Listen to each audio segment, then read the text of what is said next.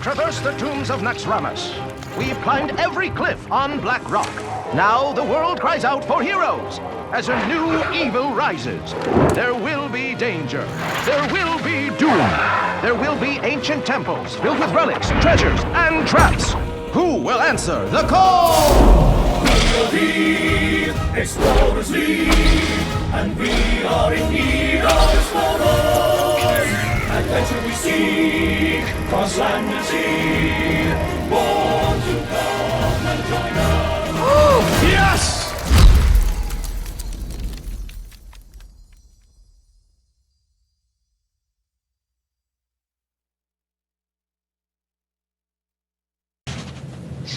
Hi guys, and welcome to StarLadder iLeague. I'm your host Nimsh, and I'm here with Savitz. We're going to have, two amazing days for you because we're starting with Group C. So today we start, and then we'll continue tomorrow. Round Robin, best of 5, Conquest. Savitz, how are you doing, man?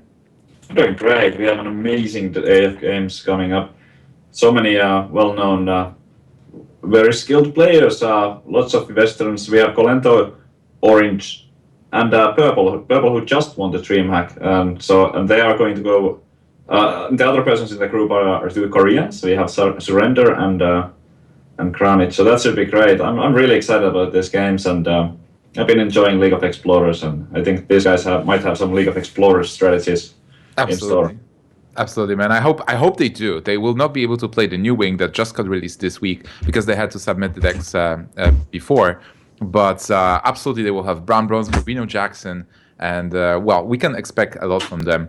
We've seen Orange and Purple, as you said, the DreamHack Winter. Actually, Kranich was there as well, really close. He made top 16, Surrender at Seed Story Cup, but we haven't seen Kolento recently.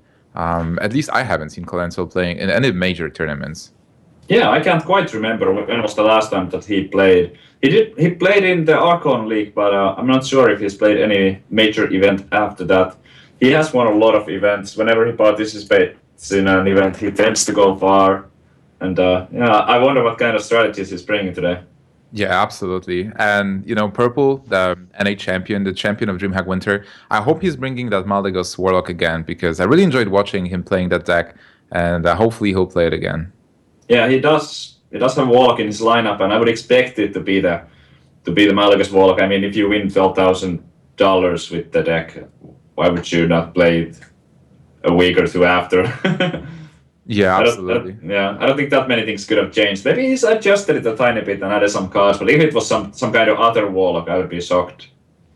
Well, people will expect the Malagos Warlock from him, so maybe he actually changes the deck. Maybe he'll play Zoo or maybe OTK Warlock. We've seen that as well. The Arcing Golem, Power Overwhelming, especially with the Dark Peddlers, where you can bring more Power Overwhelmings into your deck.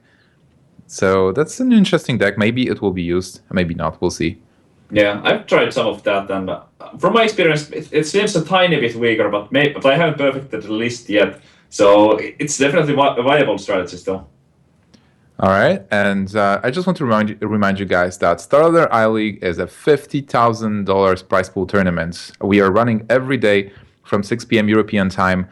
We have those groups, A, B, C, D, round robin style, so everybody plays versus everybody, and then 2 people advance to the second stage. The second stage will be actually a GSL group stage, so no round robin, just the GSL double elimination, and then we'll have offline finals in January. So out of 20 people, 20 pro players that we got here at the first stage, 6 will actually advance to the offline stage, and then we have the second stage of the tournament, which is exclusively for Chinese players, where 2 will actually advance to the offline finals as well.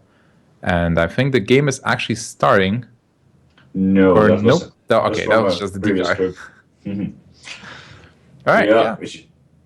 We should be heading into the game soon, though. The first one is going to be Kolento up against Orange. What has Orange been up to lately?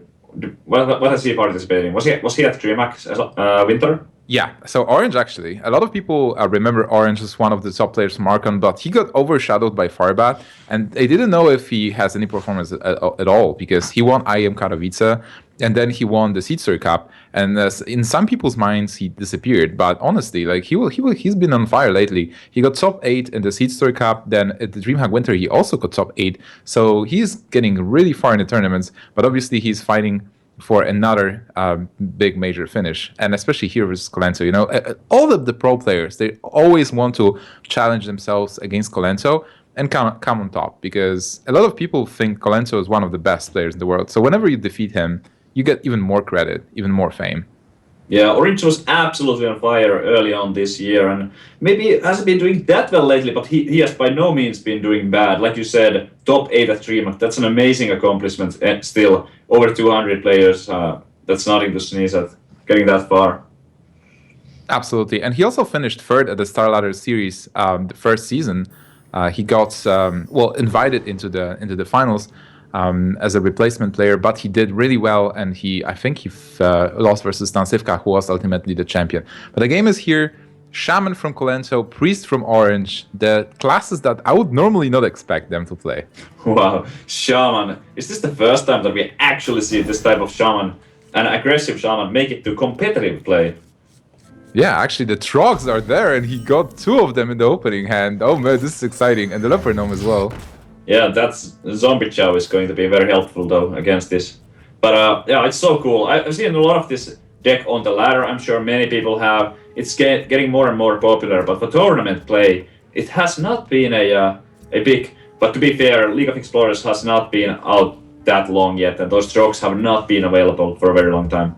Yeah, people are still exploring the cards, and a lot of people are afraid. A lot of people are just sticking to the best decks, to the stability of the Paladin, of the Druid. Even Warlocks, they just play Dark Peddler, which is an addition. It's not a new archetype that it creates. It's just a cool card you can include in decks that were already good. But you know, some players like Kolento are deck builders. They are not afraid to challenge themselves, to bring new ideas to the tournaments and just throw them against the standard archetypes. So we'll see if this is something absolutely new. I mean, aggressive Shaman was always a deck that was in the metagame. Maybe this is a new spin that will actually work. Yeah, it should be somewhat viable. If Kolento is bringing it, I'm sure it works. Kolento would not bring us a deck that he considers not to be viable. It takes a little bit of a leap of faith to be bringing out a completely new archetype for competitive play, but if Kolento makes it work, I would expect to see a lot more of this in the future. Oh yeah. And, well, that opening is actually amazing. Double Trog and then Leopard Gnome into Lightning Bolt to deal with the Zombie Chow and actually buff the Trogs as well. But Orange is playing the Dragon Priest, which is, I think, really good versus aggro, especially if you get an opening with the Zombie Chow, if you get Wyrmrest Agent as well. Even the Shrinkmeister is an okay 2-drop. Yep, Kolento off to a fast start here. He's looking at the Ancestral Knowledge right now. That would buff the Trogs for 2 each. But the Lightning Bolt Leopard Gnome would also allow him to get some nice trades, clear the board fully. I'm interested to see what he ends up going with. But the first instinct for me was to just make Lightning Bolt the Zombie Chow and trade the already damaged stroke for the Shrinkmeister. Yeah, that seemed like the obvious choice, but Lava Shock maybe changed the dynamic of the hand, because right now you can go for the Ancestral Knowledge, and then next turn you will be able to. Actually, how much overload there is from Ancestral Knowledge?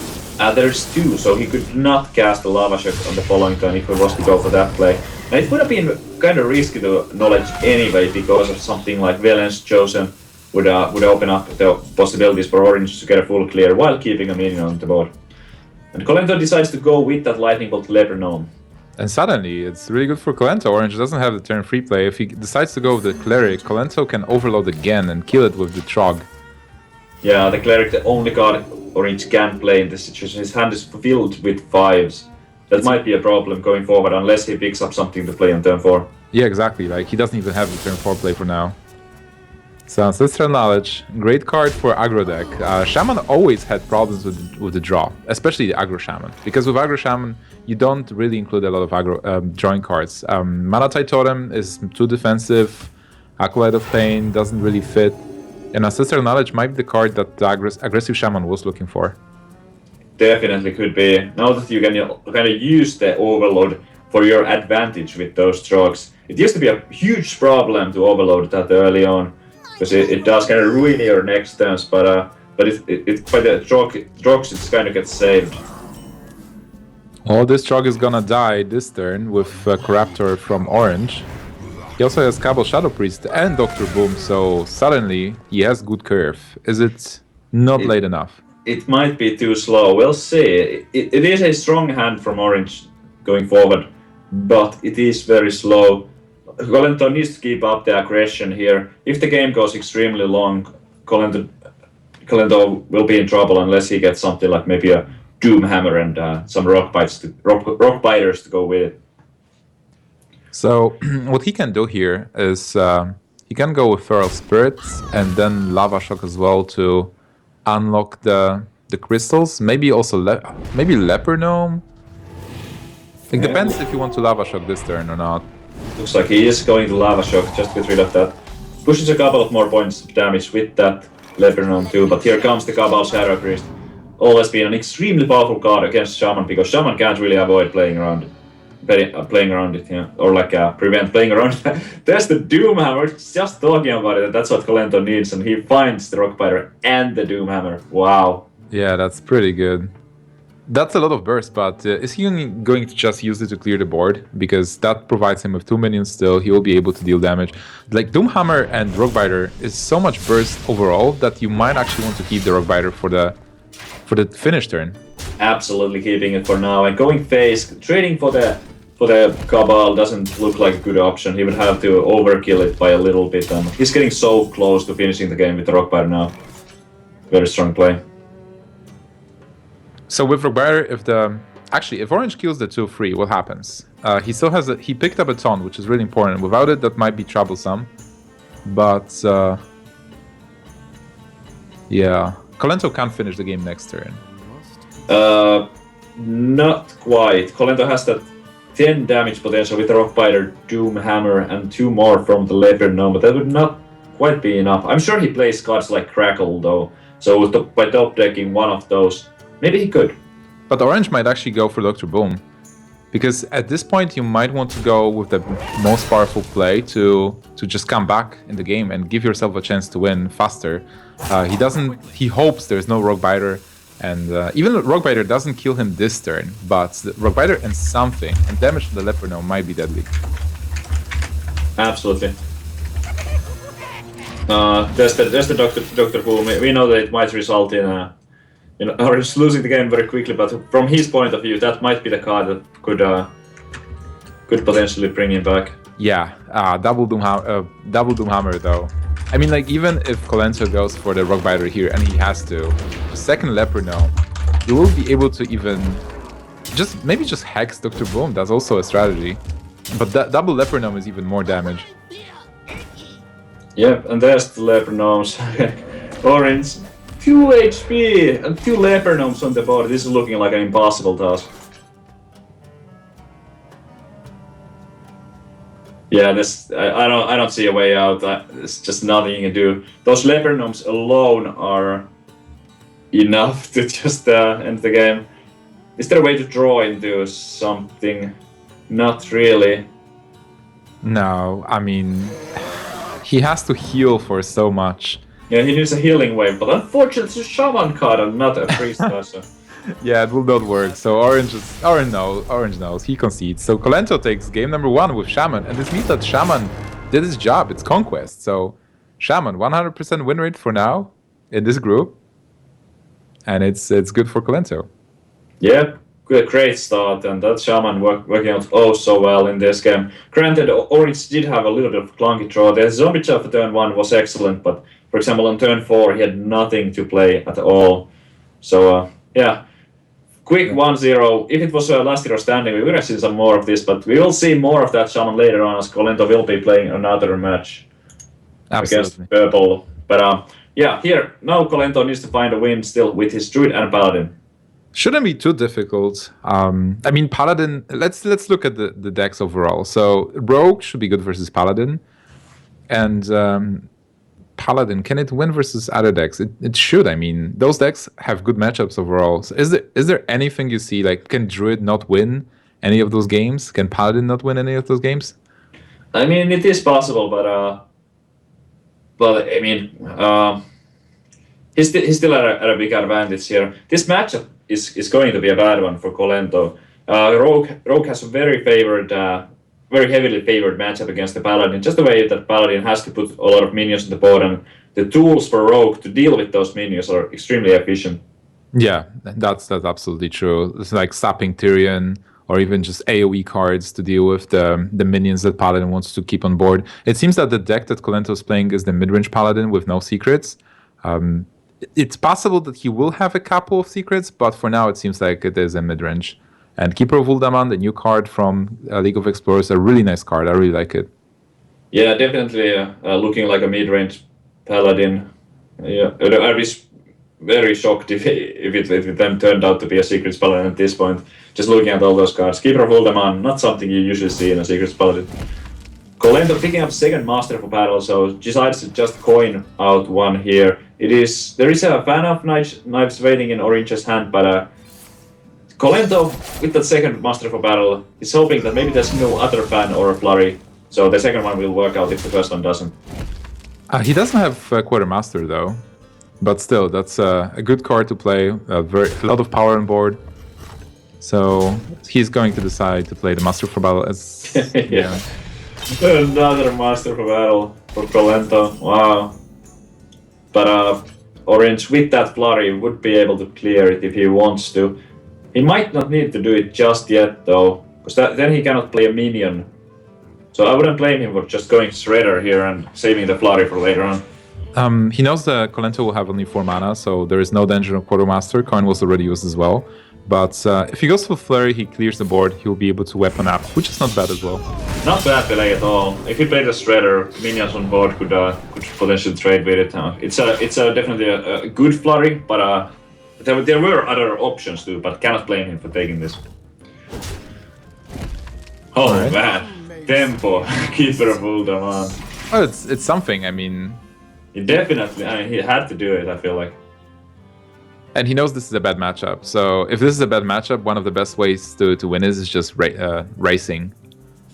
Yep, yeah, he has to go for it. As bad as it feels. We saw on a couple of days ago when Strifecraft was playing mid-range Paladin, he had to play his Quartermaster just as a 2-5 at some point too. These type of plays are plays that to newer players maybe they would look terrible or oh you should never do that, you're wasting the battle cry, but that's not what how the matchup works out. If he was to not play anything on turn 4 at all, it would snowball against him. Absolutely, but it still doesn't look good for Kolento. Orange has all the tools in his hand. He has great tempo cards like Sap, and he's the one with the minion on board right now. Kolento might just respond with the True Silver to kill it, which is just kind of the only play, I suppose. Yeah. He'll have True Silver for the next turn as well to swing it to maybe get the tempo back, but he needs something else than an Aldor on turn 6. Yep. Can he go for Aldor and do it up as well?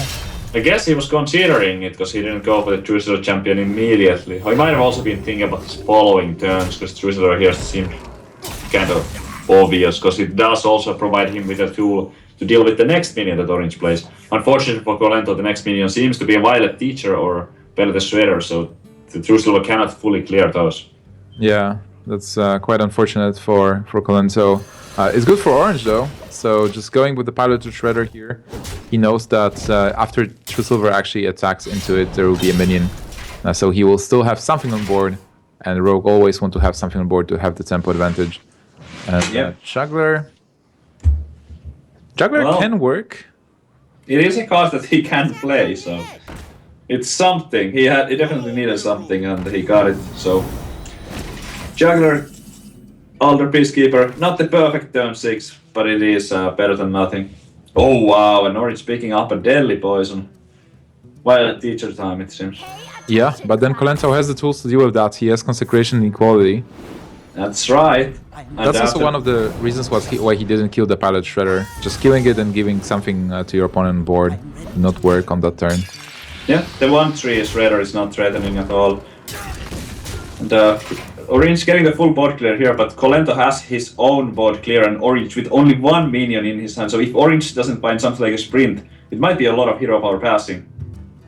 Do you go for the Consecration though? Maybe Dr. Boom is still the best play. With Consecration, Equality seems a bit wasted. Like, use Equality Consecration and you kill like one true minion and then you get something from the Shredder. So if you go Dr. Boom, your opponent can contest it, but Sap is not the best to deal with Dr. Boom. It buys you time, but then you can also always replay it. Well, I'm certainly interested to see what he decides. I would be tempted to just do the equality consecration here, but I also have the information that Orange doesn't have a strong way to like refill his board, so it's kind of easier to say. But doing that weapon attack seems like Kolento is going to go with that game plan as well, so Orange's board is going to get fully cleared now. Good decision from Kolento, and he has a good follow-up with Dr. Boom and Sludge Belcher. So, Orange looking for Azure Drake or Sprint. It's not quite an Azure Drake, but it is something to play. Definitely better than a Preparation, for example, would have been. yeah, absolutely, it's a minion. 4/4 for 3 mana is fine, but then Dr. Boom is coming into play, and he also got Shredder, so for 9 mana he will be able to play Belcher and Shredder. Yeah, that's pretty sweet. It's really mana efficient, so Kolento secured for at least a decent turn 9. And there's the preparation that's not helpful at all at this stage of the game. Once he picks up that sprint, it will be helpful because then he will be able to cast more things after the sprint too, but for now, not helpful. Sapping the Dr. Boom, those boom bots still stick around, and depending on where the boom bots land, this could be game-defining moment here. Oh, Keeper fooled them on. Keeper is interesting. The first Boombot misses.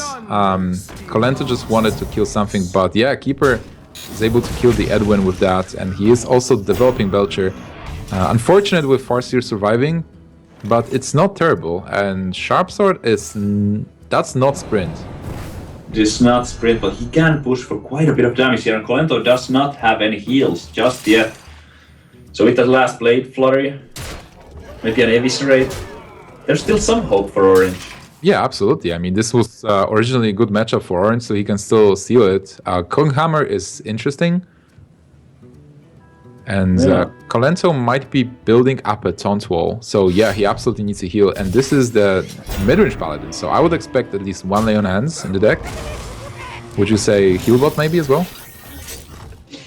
There could be a heal bot, but Lay on Hands almost certainly.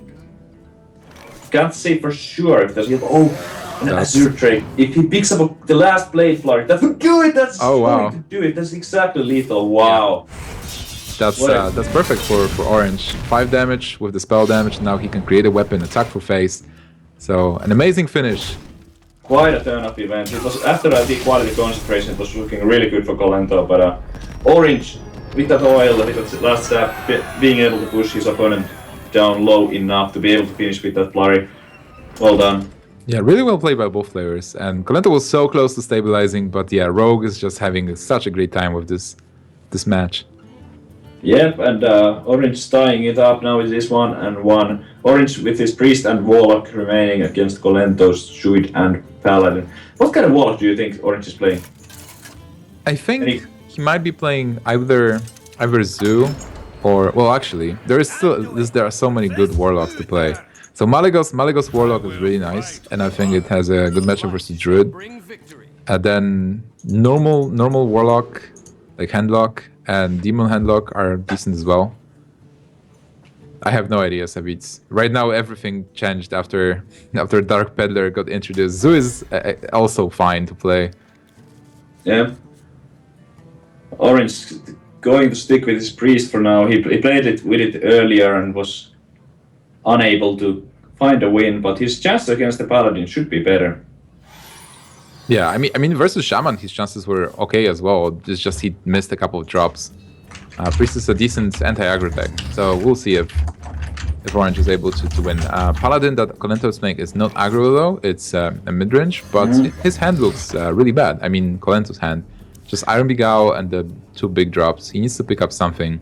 Absolutely horrible, but this is one of those mid-range Paladin problems that you kind of don't want to have too many early game minions in order to have a strong late game, but if you have only a few early game minions, then this might happen. You might not draw your Shielded Mini, but you might not draw your Master for Battle, and then you end up just hero bar passing and being reliant on finding the equality consecration to catch up later on. Yeah, absolutely.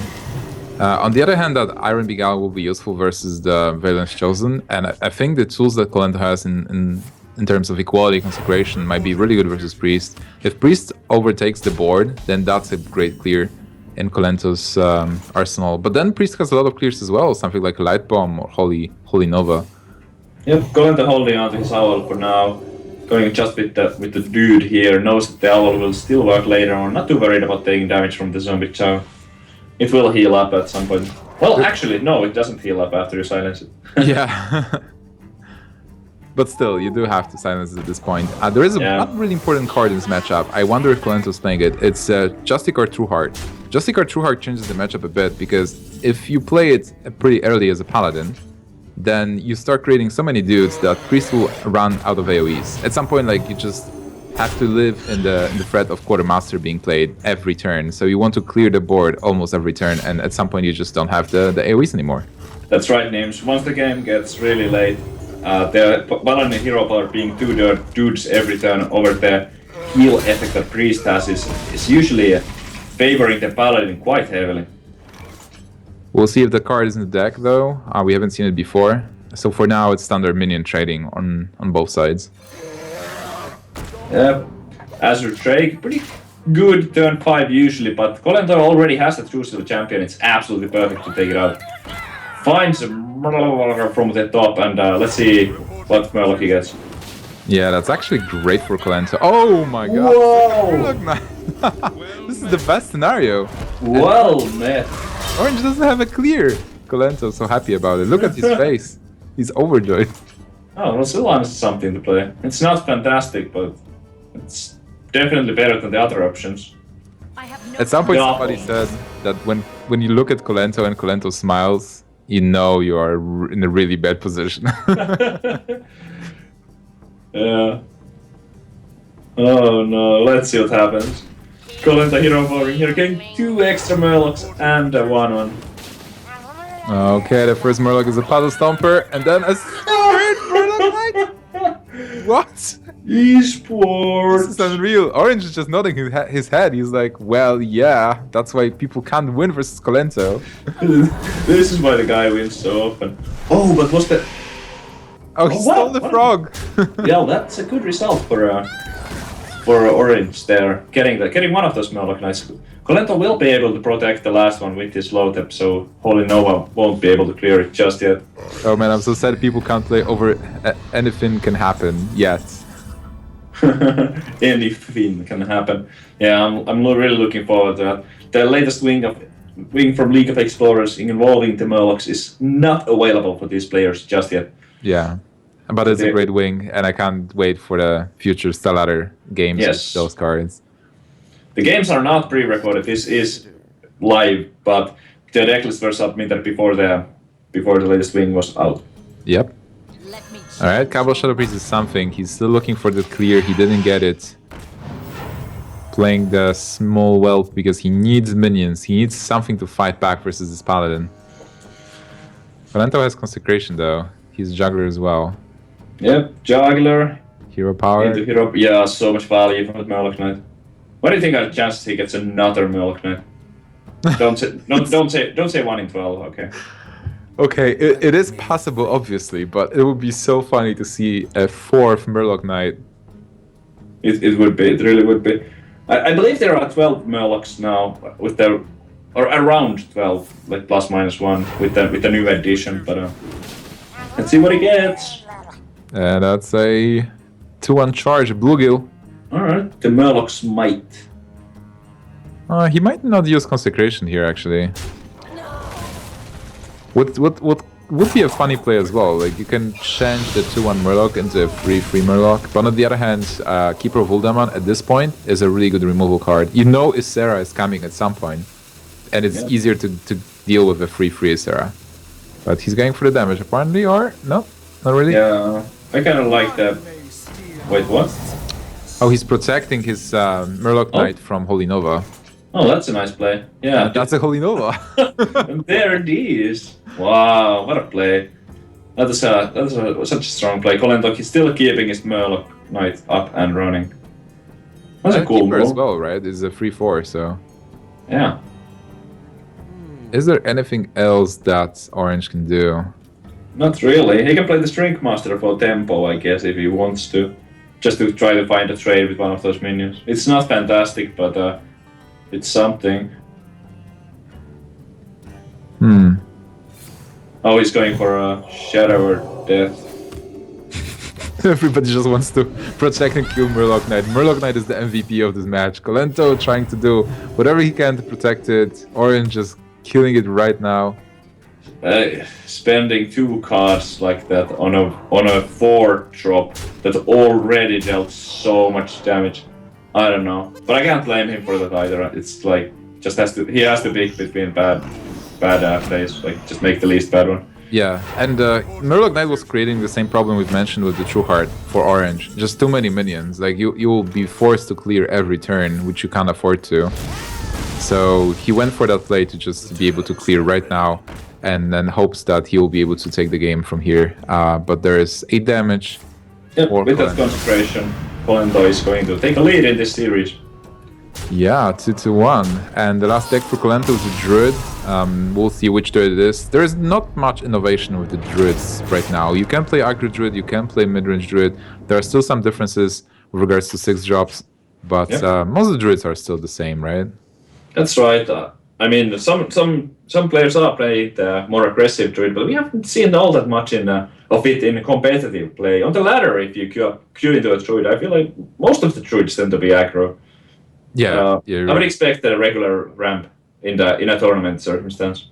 Yeah, I think like Aggro Druid is a great deck in the tournament format as well, but more experienced players, they are actually picking the standard mid-range one, because I feel like they have more wiggle room to win the games. Like they have actually a chance to outplay opponents instead of just going for sheer power. And for the players who are who just want to win specific matchups, Aggro Druid is an okay choice because it's a very strong deck.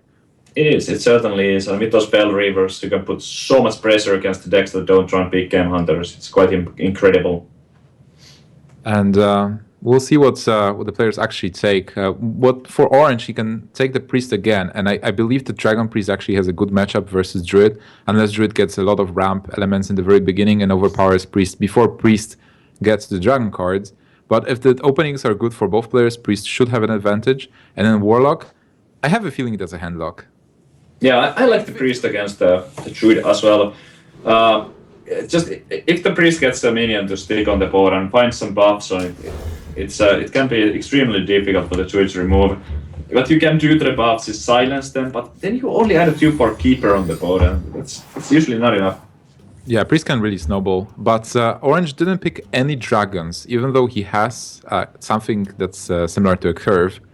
It's not that great. I mean, with the Whelp, Whelp actually changes I think that it's actually not active right now because that's the only dragon in his hand, but it does enable the Wormrest agent to work. Yeah, exactly. So that's something. For Kolento, though, there is the Darnassus Aspirants, then Druid of Claw as well, so it's not terrible. I mean, Innervate is always good, and you want to take the tempo early. Yeah, it's a solid looking hand right now. The Roar is not that fantastic just yet, and he does need a little bit more card draw, but off to a decent start, at least. No way to kill the Aspirant for Orange, but he's still happy with the 2/4 and the 1/3, just taking the early lead. Yeah, that Torison, as good as it is, that swipe is like... there's no way Kolento can pass up on the swipe here. Finding the full clear against the Priest, it's so important. He knows that there might be a Valence Chosen coming next turn, which he couldn't deal with. Yeah, absolutely. But the Torison is a really good pickup overall, because he has already Savager in the hand. Yeah. But again, like Orange playing a 3/4 minion, Kolento can answer with his 4/4 charge. It seems like Kolento is one step ahead all the way here. But after this minions, if Kolento does not find more cards draw, it's going to be in a lot of trouble. So, Druid of the Claw charge, or do you just play Druid of the Claw as a 4/6? I would charge it just to take out the Death Rattle and make sure that the Death Rattle does not buff another minion. But I wouldn't blame him too much for playing it as a taunt, but in that case, the Cultist is going to buff the next minion that Orange plays, so... So it's like there is merit to both ways. If you charge the 4/4 into Dark Cultist, whatever minions being played is fine. But you know there's coin that can be Holy Nova. If you play it as a 4/6, there is a chance that there will be no big minion, and you still have a chance to kill the minion with the with what you have, and with the 4/6, just having it with bigger health pool. Yep, the downside of this is that now the Holy Nova is going to fully clear, but it's not that big of a deal. Yeah, Only and he knows that two Holy weak Nova is minions. out of the system, and then the mana might be awkward as well for Orange being at 5. Whoa. Oh my goodness, Dr. Boom and Kolento with the Innervate in his hand. Yeah, Dr. Boom is pretty good, and in no good way, no Shadow Word Death, even though Orange is running 2. Just a simple Twilight Whelp and Dark Cultist. No good way, and actually no way at all to deal with that Dr. Boom for now. Just going to play his own minions, put as much stats on the board as possible. And swipe. Swipe might be good. You might actually go for Savage Roar this turn as well. It's an option, definitely, yes. It does buff for me, 3 minions and the hero, so 3 mana, deal 8 damage. It's quite powerful. I think one of the best situations for Kolento here is that Orange is actually running out of cards. Orange has only 2 cards in hand, and with this killing the Northshire Cleric, Kolento is actually getting. Oh my god, that was so perfect. What a boom up there. Yeah, Taking absolute out. advantage. Yeah. And no way still to deal with Dr. Boom. Orange might just need to slam that Sylvanas. Yep. I have no time for games. Absolutely, but Kolento doesn't really have an answer to it just yet. The Dr. Boom can kill it, but the Sylvanas is going to steal something. There's no way to avoid it for now. It's a bit awkward, like you can't play is. Taurus on here. Yeah, Just- absolutely not. 7 to face. And yeah, that's it. Yeah, and fast. That's good news for Orange. He's finally getting some kind of foothold on the board. He is low on HP though, but this might be the turning point. If Orange is able to come back to the game, it's this Sylvanas play. Yeah, he is a priest, and Blackwing Corruptor he'll probably be able to play this turn, which is a waste though, because you normally want to deal 3 damage, but he is in a position where he probably will not be able to. Forward Shield and Dr. Boom already, so he knows he's gonna steal it, and he wants to draw a card first. Yep. So interesting. All right. He could have played a stronger minion, but Orange at this stage of the game wants to hero power every single turn. It's a close call. I might have leaned towards one of the 5s in this situation, but I can't blame him for wanting to heal. Yeah, absolutely. And He's to get out of danger zone. this is the last game for him if he loses. If he loses, he's losing the full match. That's why getting a bit defensive makes sense. Yeah, exactly. And that whelp is going to help him clear the Taurus and in combination with the Blackwing Corruptor. So Orange is looking alright, unless Kolento finds maybe Ancient of Lore for some extra card draws, or Force of Nature. Force Nature to end the game. Yes. And he has 2 draws, and is that Force of Nature? That's Force of Nature. So Kolento is finishing the game versus Orange, finishing the match 3-2. 3-1. Yeah, that was a fairly quick one, I would say. Oh, no wild broadcasted. Oh man, we still don't know what Warlock he played. No idea. Well, we might see it later on. Orange will be playing against Greenwich in a couple of hours. But yeah, that was the first series. Any final thoughts about that series? I think the series was pretty cool. My favorite game was Shaman. I'm quite sad that Orange actually didn't get the normal cards, but I want to see more of the Shaman. And we will, because it's round robin, so we'll see more of Kolento. And from Orange perspective, I feel like he played really well, but got a bit unlucky with what happened. He played exceptionally well with the Rogue and was able to get that match versus Paladin. But overall, it was a good start and a lot of fun. So that was pretty nice. And all right, so as you said, the next match is going to be Surrender versus Greenwich. That's right. So the Koreans of this group are going to be playing against each other and fight for that title, I guess. Who's the best Korean? Greenwich is the only one to attend the World Championship twice to qualify through the BlizzCon. It's going to be really cool to see what he has done with the new League of Explorers cards. Absolutely. And he is also always bringing some interesting decks. So we'll see Kranich versus Surrender in just a moment, guys. Don't go anywhere. Tune in for more Hearthstone.